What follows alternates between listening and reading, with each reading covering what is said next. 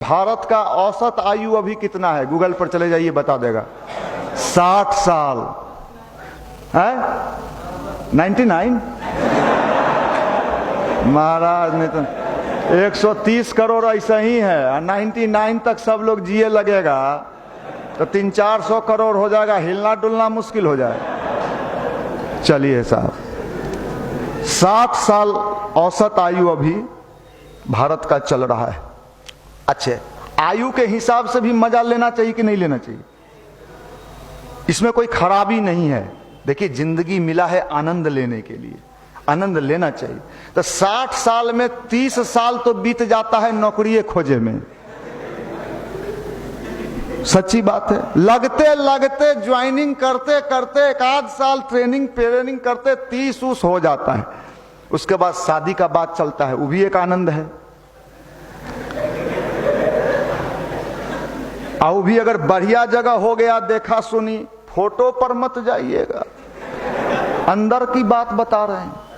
अभी आप लोग कहां सर्वे करते हो? हम तो मोटिवेटर हैं, इसलिए सर्वे करते रहते हैं। फोटो देख के कितना घर बर्बाद हो गया। नहीं भौजी बढ़िया थी,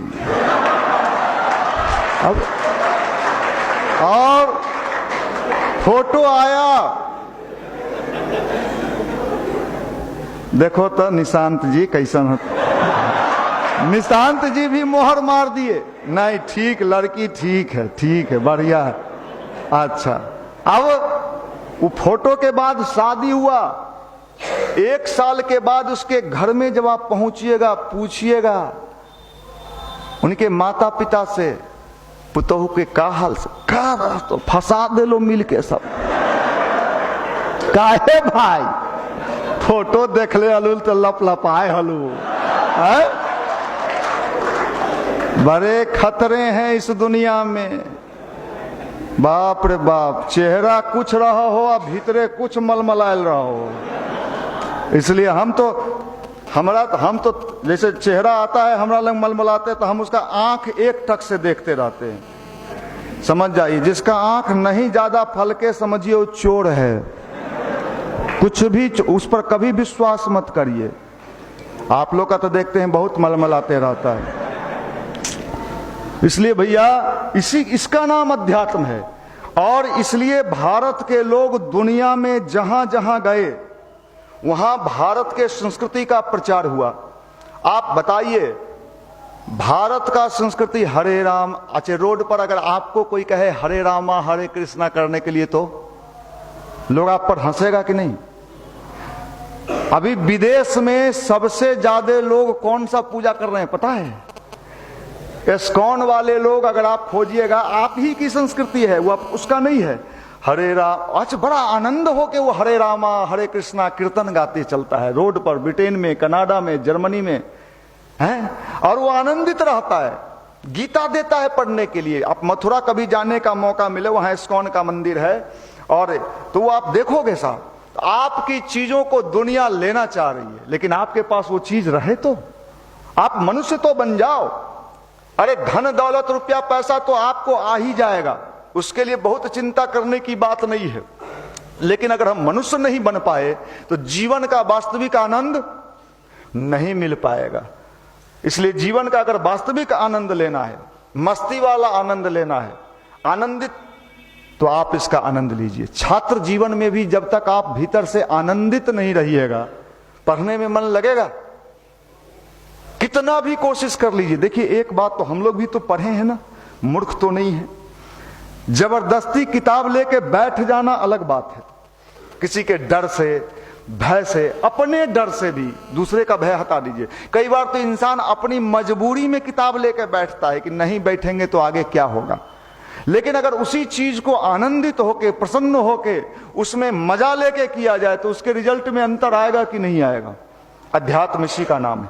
पहले जो गुरुकुल होता था, जहां लोग शिक्षा पाते थे, वहां व्यक्ति को सबसे पहले इसी की शिक्षा दी जाती थी कि उसके जीवन को आनंदित करके कैसे अपनी पढ़ाई ठीक कर सके। अच्छा, मान लीजिए कि द्रोणाचार्य गुरु थे और उनके यहां उस जमाने में तीर धनुष का शिक्षा दिया जाता था और टेंशन में शिक्षा दिया जाता है।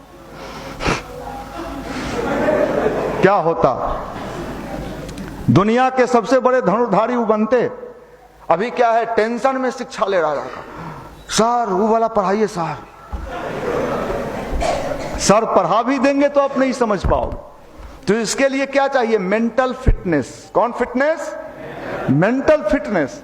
आप मन से जितने प्रसन्न होगे, सर के द्वारा बताए गए चीजों को उतना ही ज्यादा ऑब्जर्व कर पाओगे। और इससे जितना परेशान रहोगे, एक सर नहीं 10-20 गो सर सरसराते रहेंगे। कई सर तो पटना में बड़े नामी लोग हैं, अच्छे भी हैं, शब्दों का चयन ऐसे करते हैं कि आपको हिलोड़ा मरवाने लगते हैं। हम रगड़ के पढ़ाते हैं। अच्छा, किसको रगड़िएगा? ये बेचारा सब तो रगड़ाया हुआ माल है। इसको अगर ज्यादा रगड़े क्या होगा? टूट जाए। इसको रगड़िए नहीं, इसको तो ऐसा बनाइए कि साहब इसको लेने की कैपेसिटी इसकी बढ़ जाए। किसी चीज को सहज सरल तरीके से समझाने। आज बच्चों को पढ़ाने का टेक्निक बदल गया है, पता है आपको? पहले बच्चों को पढ़ाया जाता था, अब क्या किया गया है नए जमाने में, बच्चों को वो बोर्ड, कौन बोर्ड कह रहा है, उस पर पढ़ा रहे, और उस पर इतने अच्छे तरीके से बच्चों को कि बच्चा जल्दी उसको ऑब्जर्व कर सके। आज के जीवन में अगर जीवन का मजा लेना चाहते हैं तो अध्यात्म से जुड़ना जरूरी है। अध्यात्म का मतलब भगवान को बेवकूफ बनाना नहीं। लोग क्या सोच लेते हैं कि पूजा पाठ, भगवान को पूजा पाठ से कोई लेना देना नहीं है भैया। आप इस भ्रम को जितना जल्दी हो निकाल के गंगा जी में फेंक आइए कि भगवान को पूजा पाठ से कोई लेना देना नहीं है। भगवान को कोई मतलब नहीं है कि आपने कितना बार हनुमान चालीसा पढ़ा। हनुमान चालीसा पढ़ने के बाद आपके भीतर, आपके स्वभाव में, आपके विचार में परिवर्तन आया कि अगर नहीं आया तो हनुमान चालीसे पढ़ने से क्या फायदा? साबुन लगाएं और साफ ना हो मतलब डुप्लीकेट साबुन है। गायत्री मंत्र जपें और हमारा मन अच्छा ना हो, हम भीतर से अच्छे इंसान नहीं बने। दूसरे के दुख को देख के हमारे भीतर पीड़ा पैदा नहीं हो, मतलब हम गायत्री मंत्र डुप्लीकेट वाला कर रहे हैं। इसलिए गायत्री मंत्र जपने से व्यक्ति भीतर से आनंदित होता है। दुख और सुख ये तो इंसान के जीवन में लगा रहता है। अंधेरा है तो उजाला भी है कि नहीं है? अगर खाली सुख है, सुख मिलता रहे आपको, कभी दुख आए ही नहीं। क्यों भाई, ऐसा होता है क्या? है खाली मिठाई खाने को मिले, नमकीन ना।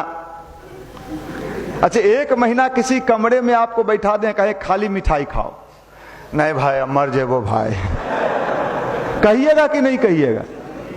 इसलिए मीठा है तो नमकीन भी है, दोनों चीज है। जीवन का ये आनंद है। यहीं पर हम क्या करते हैं, परेशान हो जाते हैं। जब बढ़िया वाला मिलता है तो लपलपाने लगते हैं, और जहां तन को एंगल घुमा कि बस अरे बाप रे बाप क्या हो चाचा, तन खैनी बनावा चाचा जल्दी, बात कह रहे। ये क्या है? यही